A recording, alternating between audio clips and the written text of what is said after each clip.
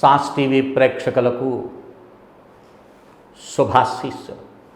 ధనం మూలం ఇదం జగత్. ప్రతివాడి యొక్క అన్వేషణ ధనాన్వేషణే. నీకు జ్ఞానం కావాలా, ధనం కావాలని ఎవడైనా ప్రశ్నించారనుకో, జ్ఞానం ఏముందండి, అది పెద్ద విషయం కాదు, ధనం లేకపోతే నడవదండి అని అంటారు. అంటే జీవితం నడిచే దానికోసంగా ఇంధనం ఏదైనా ఉందంటే అది ధనమే. ఇంధనం లేకుండా ఎలాగైతే వాహనం నడవదో అలాగే ధనం లేకపోతే సంసార చక్రంలో నడవటం కష్టమని, అందులో ఈ యొక్క నవీన యుగంలో ప్రతిదీ ధనంతో ముడిపడిపోయింది. అందుకనే ఆధ్యాత్మికం చేసేటటువంటి వారు కూడా ఆ ధనాన్వేషణని మొదలుపెట్టినారు. ఎందుకంటే వారి యొక్క అవసరాలు తీర్చాలి, తీర్చుకోవాలి. అందరూ జ్ఞానులు కాదు కదండి. అనేక జన్మార్జన పుణ్యం ఉంటే తప్ప జ్ఞాన మార్గం వైపుకు ప్రయాణం చెయ్యరు. కానీ భౌతిక ప్రపంచంలో సంచరిస్తున్నప్పుడు ఈ కన్ను, ఈ చెవి, ఈ ముక్కు, ఈ నోరు, ఈ నాలుక, వీటిని సంతోషపెట్టేదానికోసం కానీ మన ప్రయత్నం అంతా చేస్తూ ఉంటారు. వాటిని సంతోషపెట్టాలి అంటే ధనం యొక్క ఆవశ్యకత ఎంతైనా ఉంది కదా. మరి కొన్ని విషయాలు నేను ముందే మీకు చర్చించి ఉన్నాను. నేను అలాంటి వాటిల్లో ఇప్పుడు నేను చెప్పబోయేటటువంటి ఈ ఆకస్మిక ధనం అన్నాడు. ఆకస్మిక ధనం అంటే ఏ రూపంలో వస్తుందో నువ్వు నేను ఊహించలేమది. అది భగవంతుని యొక్క కృప ఉన్నదనుకోండి, ఏదో రూపంలో నీకు అందుతుందని. నువ్వు చేయాల్సినటువంటిది సాధన. సంపాదించాలంటే కష్టపడాలి కదండి. కష్టం లేకుండా వస్తుందా? ఒకవేళ కష్టం లేకుండా వచ్చిందంటే అది అదృష్టము అని అంటాం మనం. దృష్టమైనటువంటిది అదృష్ట రూపంగా మనకు గోచరిస్తుంది. పూర్వం చేసినటువంటి కర్మ అది ఇప్పుడు చేస్తున్నటువంటి కర్మ దృష్టము, దాని ఫలితం చూసావా అది అదృష్టము అంటే అర్థమైందే. కనుక ఈ చెప్పబోయేటటువంటి ఆకస్మిక ధనలాభం కోసంగా ఇది మనకు ఎవడో కల్పించినటువంటి విషయం కాదు సుమా. ఇది భాగవతము 10వ స్కంధంలో 10వ అధ్యాయంలో 11వ శ్లోకాన్ని నేను చెప్తున్నాను మీకు. రెఫరెన్స్ చూసుకోండి మీరు. ఈ శ్లోకాన్ని ఎవడైతే నిరంతరము 108 సార్లు ఉదయము సాయంత్రము వీలైతే మధ్యాహ్నం, ధనం కావాలంటే కష్టపడాలండి. అమ్మవారు మహాలక్ష్మి ఊరికినే రాదు. ఆమెని దానం చేతైనా సంతోషపెట్టాలి, లేదా స్తుతితోనే సంతోషపెట్టాలి. కనుక ఈ మంత్రాన్ని నిరంతరము నువ్వు జపం చేసినట్లయితే ఆకస్మిక ధనం అనేది లభించే తీరుతుంది. వ్రాసుకోండి ఆ మంత్రాన్ని ఒకసారి నేను చెప్తాను. పలాద్ది ధ్యానమాదాయం యయో సర్వఫలప్రదగా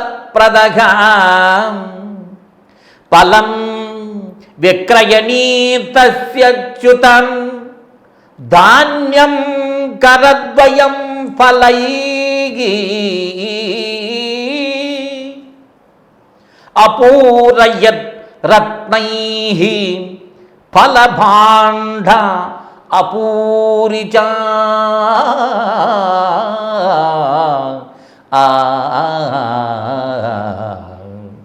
ఎంత అద్భుతమైనటువంటి విషయమో తెలుసా.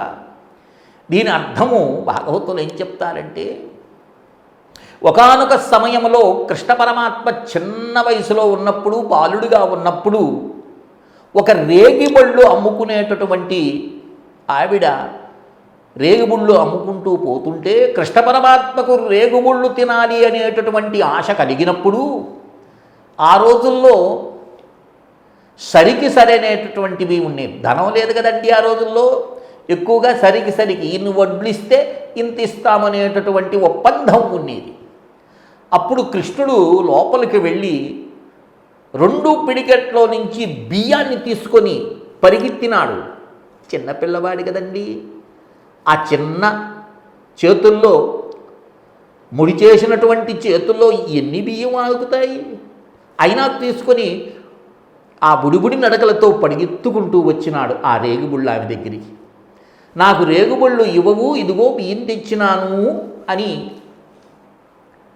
అడిగినప్పుడు ఆ గుప్పెట్లు తీసి చూస్తే చిన్న పిల్లవాడు కదా, పరిగిస్తున్నాడు, కింద పోయి ఈ చేతిలో 2 బియ్యపు గింజలు, ఈ చేతిలో 2 బియ్యపు గింజలు మాత్రమే మిగిలి ఉన్నాయి.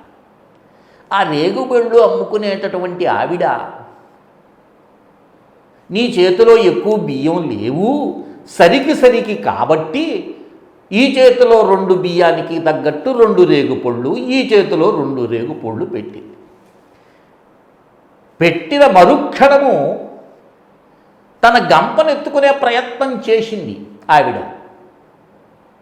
ఏముందండి, ఇంకా బరువైపోయింది.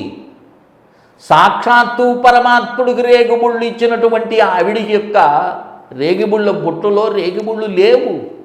మొత్తము అంతయు కూడా వజ్ర వైఢూర్యాలతో నిండిపోయింది.